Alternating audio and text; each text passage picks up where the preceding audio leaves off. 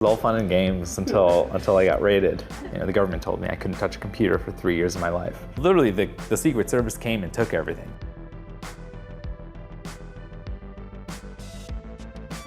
What I guess got me down the rabbit hole of hacking was I was trying to chat with people. Someone said to get out of the chat room. And I'm like, I don't think so. And they say you have 10 seconds to get out. And I'm like, or what? And so I don't get out. And 10 seconds later, my computer crashes. No way. And it's like my brand new computer. From then on, I was like, that was so cool. I think it's so interesting that you can have that power, that ability. And are there more interesting ways of, let's say, using a vulnerability or attack like that? Basically, Zombie Drone is a piece of software that runs with my Parrot drone. So my drone is flying around, finds drones, takes them over, and then begins controlling them under my command.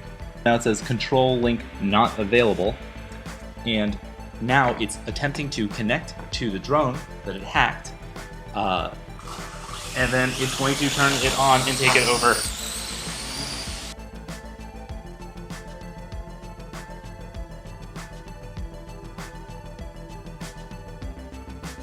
This worm on MySpace made me 1 million friends, and it's a funny prank, and it was all fun and games until I got raided. They took my computer, they took my laptop, my iPod, and Xbox, and everything.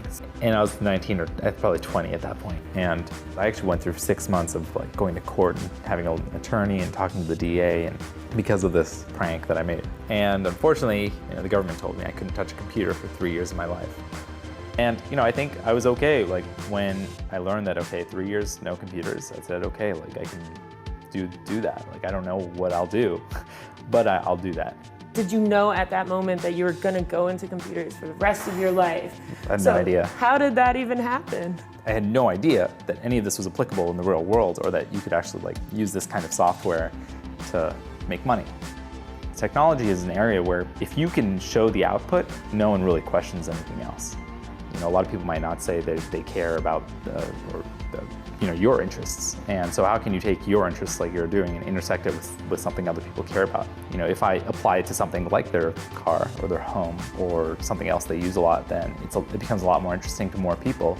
And then more people are more likely to check out the type of work I'm doing and just have more interest in it, which I think is really cool.